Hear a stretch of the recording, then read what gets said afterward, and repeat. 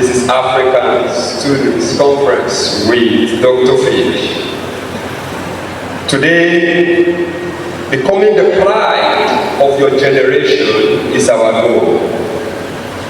The main reasons why we have gathered here today is to drop some orientations in you that will help you to become the pride of your generation.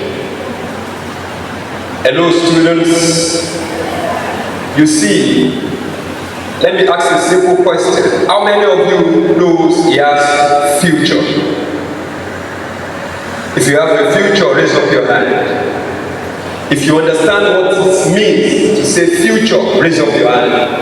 That is good. That is good. You all are having a future, and I'm believing that you will all get to that future and fulfill your glorious destiny.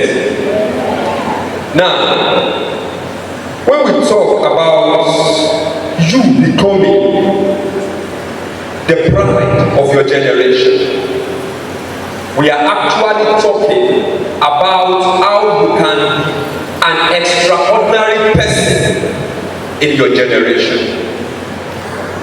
I would like you to have this understanding that every generation usually depends on another individual who rose and became important in their field.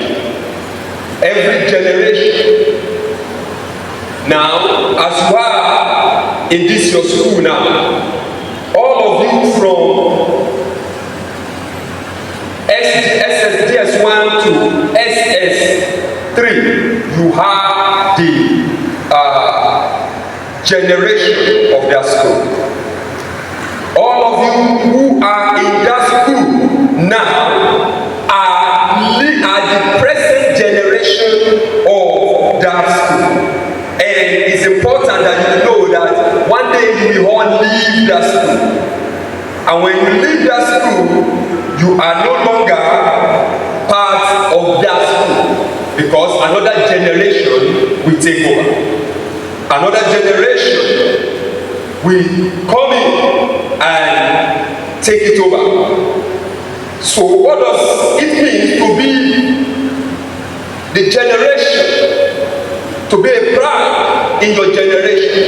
It simply means that you become a very important personality that your world cannot do without. Now, there are some people who are your mates but grew to become important than you. Do you get that?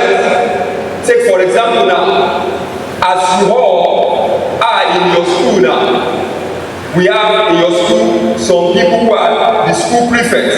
Is that you? The head boy, the head girl. We have the school prefect, like health prefect and the like. But you see, all of you are in that same school, but not all of you are prefects in that school. There are some of you who have in them some quality that can make them to be a prefect. There are some of you that were chosen to become the head boy, the head girl. There are some quality in them that the school loves and values. And by so doing, they made them a prefect. Now, I want you to understand this. If you don't have what your mates have, they will lead you no matter what. Ladies and gentlemen, boys and girls, I want you to welcome into our midst AIG Suba, the special advisor to the state governor on security. You are welcome, sir. You are welcome, sir. Thank you so much for honoring our invitation. Thank you so much, sir. You're welcome. I said, if you don't ask what your mates ask, they will lead you no matter what. Just like examples I just gave now. The boy they picked among you to be the head boy is because he has in him some qualities that you all don't have. The girl they picked to be the head girl has in her some qualities that other girls don't have. If you don't have what your mate has, they will lead you no matter what. In the same manner, if you have what your seniors have, you will rule together. If you have what your seniors have in them, even if you are their junior, you will rule together no matter what. This made me remember when I was in school, just the way you are now. I was so dull. Everybody say dull. I can't hear you. I was so dull. And when I did dull, I knew on how to spell pen. P-E-N when I was in GS2. Can you imagine? I knew on how to spell ball. B-O-Y when I was in GS2. Why? Because I was so dull. I couldn't pick things. I was not grabbing things at all. And I don't really understand what was being taught in school. But you see, even though I was dull, there was a quality in me there which helped me to shine among my peers. I was so tall as a student. I remember those days, my teacher used to call me Olodosh. There was a day our teacher gave us a class work, and I know truly she has really tried. She really tried. And while she was marking the papers, she was looking at me and was cancelling what I've written down. And personally myself, I knew what I've written down was not correct. So by the time they finished, she drew my ears, like some of the teachers will do now. He drew my nose and drew a very big cycle and flicked my book at me and said, Olodosh.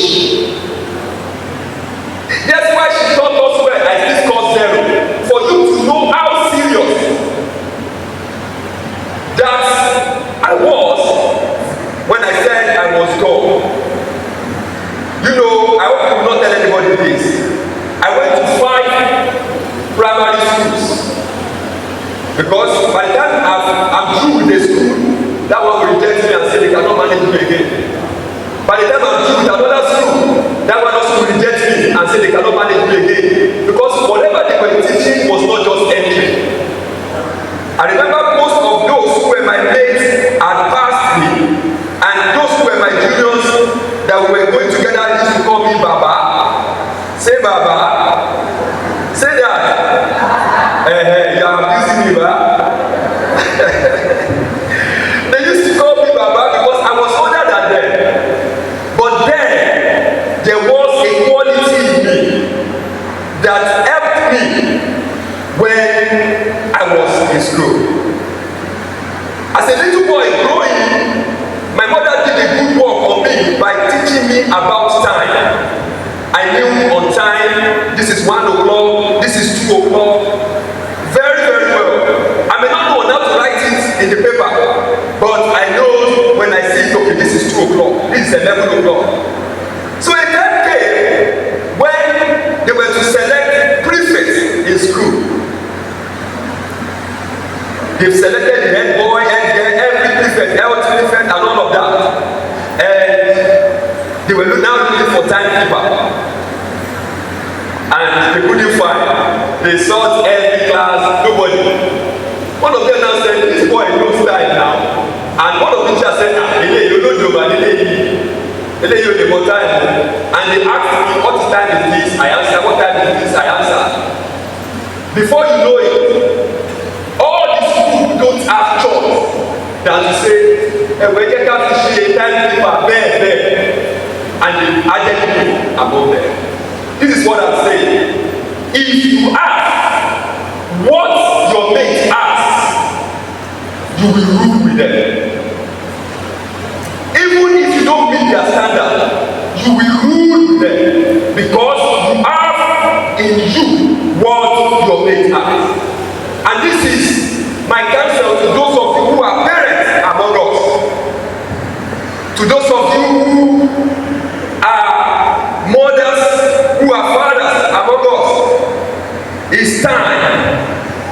Teach your children. Be the first teacher of your children. Be the first parent, a first mentor of your children. Becoming a parent is not all about bringing a child into the world. It's not just about taking responsibility, buying books, paying their fee. No. Be their mentor, be their guide. Speak to them, teach them. What my mother taught me about time was what helped me then. I would have become a total waste in my 2 days because both the teachers and the students, none of them were willing to have anything doing with me. I said my wife many times. There was one of the wife I wrote then. I had F9 complete, including Yoruba that I speak. I had F9 complete. And I remember one of my teachers said, another person else told us, can you imagine? But today, you know the funny part, most of those teachers, I have taught them today. You see, most of those my mates then that time, today I am their mentors. Most of those my mates then. What am I telling you? You can become the pride of your generation. It depends on how you see it. You can become what you desire to become in life as a student if you allow your mind to be open. I remember in my school days, there's never been a time they go for outings like this that they were willing to take me along. You know the funny part, apart from that, I was dumb, I was also playful. So that was another sort of bodily dream. I was playful, they would say, "Omo yi lolodo." Otu Sherepa. Why? Because I don't know what I'm playing. I can play. But today the story is not like that. The story is not the same. Please, I'm giving you these 3 orientations that will help you as you embark in the journey of your life. Number 1, write it down. Life is a race that accepts everyone to come on board. Life is a race that accepts everyone to come on board. Write it down. Life is a race that allows everyone to come on board the same track. Life allows you. Life allows another person to come on board the same track. But you know something about life? Life only gives the winning trophy to the fittest. Life only gives the winning trophy to the fittest. You see, that lawyer you want to become in future, that international businessman you are willing to become, that nurse, that doctor you are willing to become, that policeman, that policewoman, that teacher you are willing to become. There is another person somewhere that is also willing to become the same thing. You see that very seat in the future you are willing to sit. There is another child somewhere that is willing to become that same thing and that is willing to sit on that same seat you are willing to sit on. So if you don't embrace life in the way life is, you are not the only one that wants to become become what you want to become. And life don't respect anybody. Life don't respect anybody. No, I want you to know this right now. Life is not anyone's friend. Life is not anyone's friend.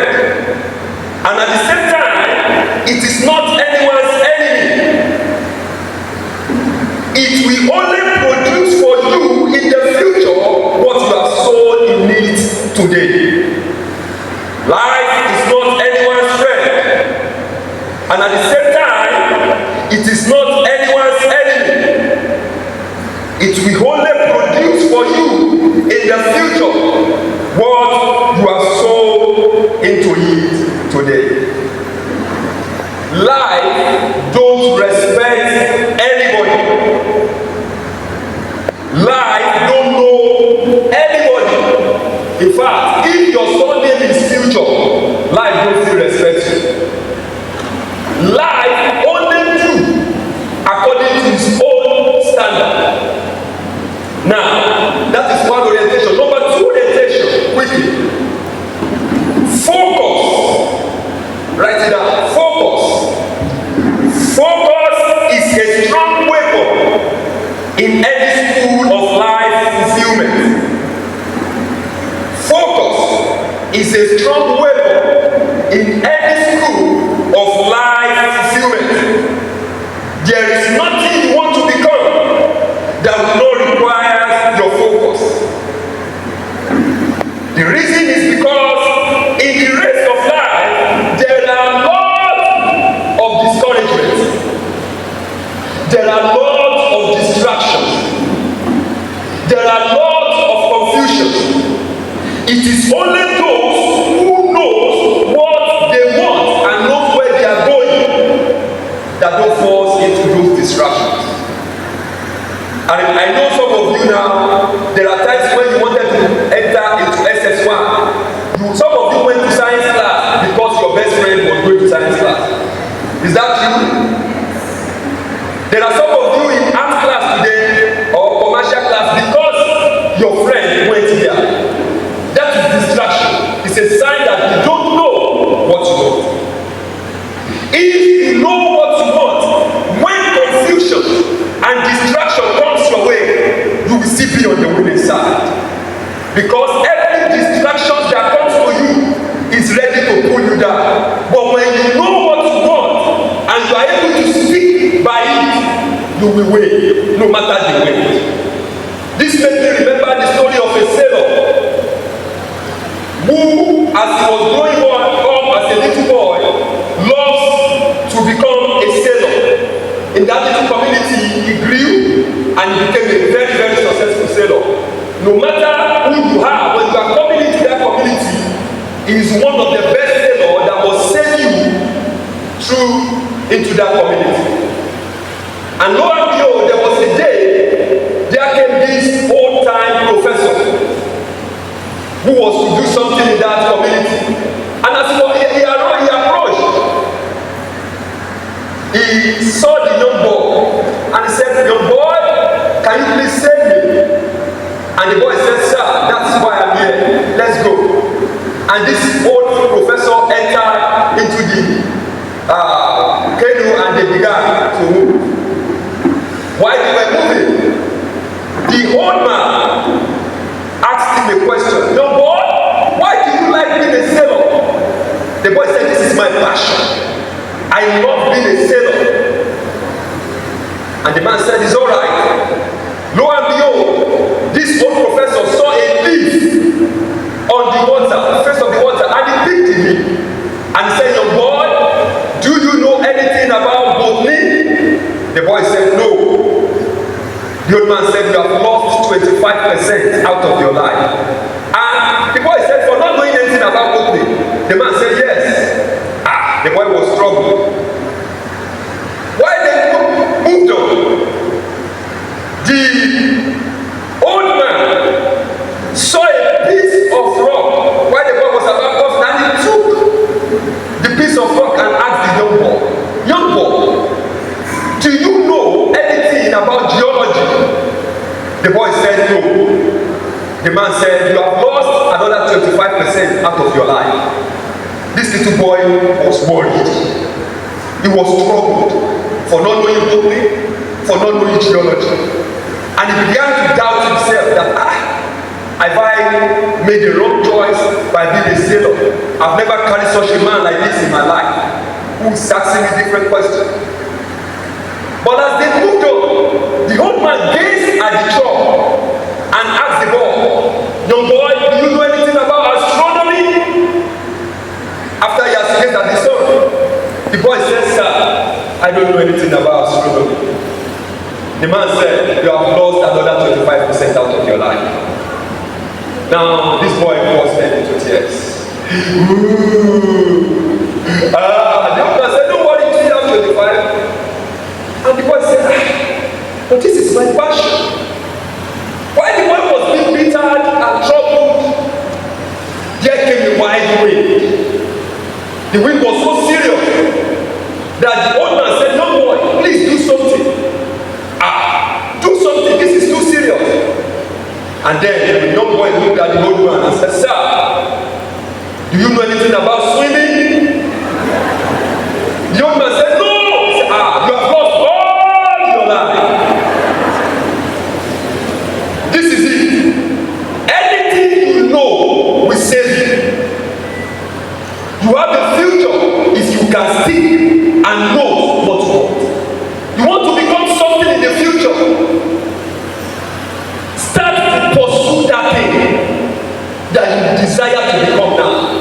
Never let anything confuse you in becoming that thing. Number 3, orientation quickly.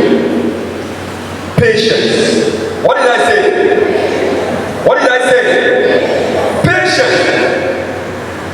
There is this general saying in the world that says, he that has patience is having everything. He that has patience is having everything. Now, just like I said, what you desire to become in future,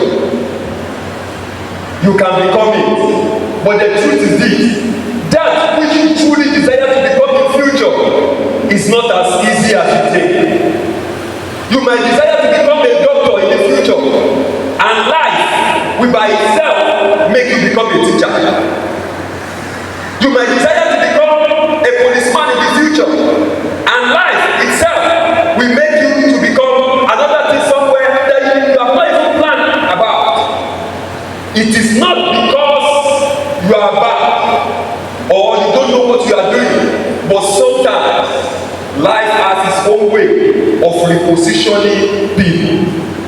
Whether you like it or not, life has its own way of repositioning people. Therefore, you need patience, because sometimes you may desire to go to London. You may desire to find yourself in London, and you only find yourself in Georgia. But when you are going to London and you find yourself in Georgia, you make your Georgia your London. You need to be patient, because in every situation there is this fulfillment. Only if you can be patient. In every situation in life there is fulfillment. If you can only wait for that time to pass, if you can only endure that hard time to pass, you will enjoy the fulfillment in that time. If you don't endure, you will find yourself in another crisis. Let me tell you the story of a young man called Alani. I've said this story in many places. This young man happened to be a prison inmate those days. He was the head of the prisoners. And those days, they still used to put both male and female to be together in the same prison. So there was this young lady in the town who did a wrong thing and was sentenced by the judge into the prison. This young lady could not cope just because she's wealthy in a little way. She could not cope of the situation. And she began to be disturbed, crying all the time, bothered and all of that. But about a day or 3 days when she entered the prison, she heard that they jingled the bell. And she now asked another person, what is the meaning of that bell? And that man now told her that when such bell is being jingled, it's a sign that somebody has died. And there is someone in charge, Alanist named Paul. He's the one to do the arrangement, they bring the coffin in, and they pack the person out. Wow, this lady said, wow, who is the Alani? He went to meet the man called Alani and spoke to him. Please, in case if anybody died, she should allow her to lay inside the coffin with the dead body and take her out. She promised the man heaven and earth and all of that. The man refused, but with a lot of force, a lot of stress, the man later consented. But for the fact, 1 month, nobody died. 2 months, nobody died. 6 months, nobody died. This lady began to be disturbed. A time came, she began to pray, Lord, let somebody die. It was so serious that when it became 1 year, and I think 2-3 months, somebody died. They jingled the bell. With that orientation in the lady, she just ran quickly into that safe room they used to put the coffin, and she lay down on the cot. And in hope that Alani had not forgotten the discussion. So very funny, when it's time for them to pack the dogs, those ones who were just to pack the cup did not even bother to check. They just got there and started nailing the cup, the casket. The lady was hearing the sound. But she was scared. I hope this man did not forget. This nails is getting too much. The next thing she began to experience that it's like they were carrying the casket out. The next thing she began to feel that it's like a vehicle is moving. She was having one hope up and another one down. Another thing she was feeling that it's like they were lowering the casket.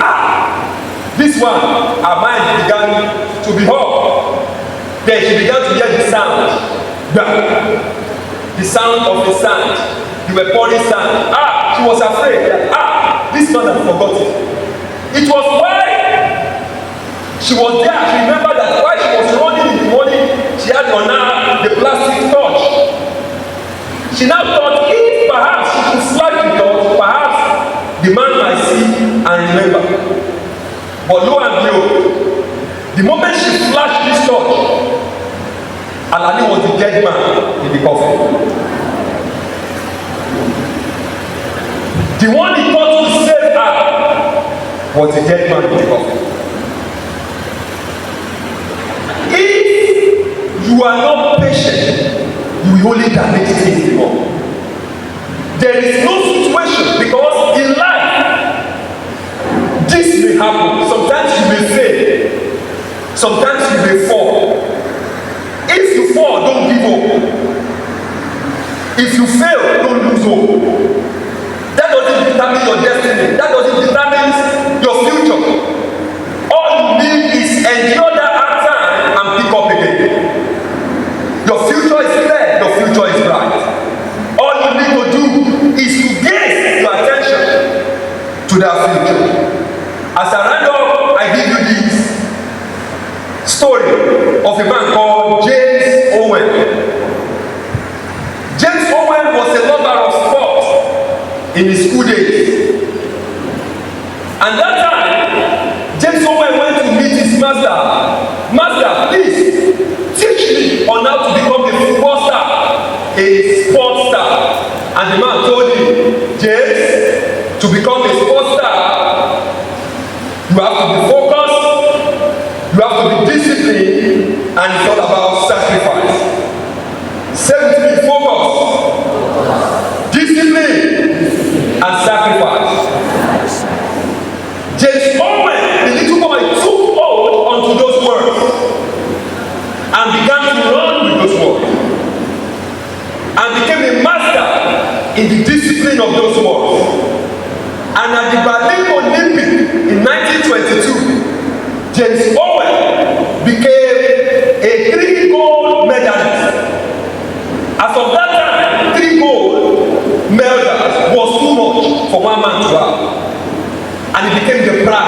of his generation. For you to get there is not hard. All you need is to focus there. If you don't know where you are going, you may never know if you are there. If you don't know where you are going, you may never know if you are there. And with this, I believe I have delivered into your hands 3 principles, 3 orientations that will help you. Life is not your friend. Life doesn't have any friend. Life doesn't have anybody. Life doesn't know anyone.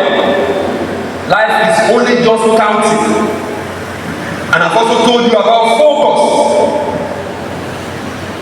I've told you about patience. Work in these 3 principles and you will see yourself rising in life. Thank you so much.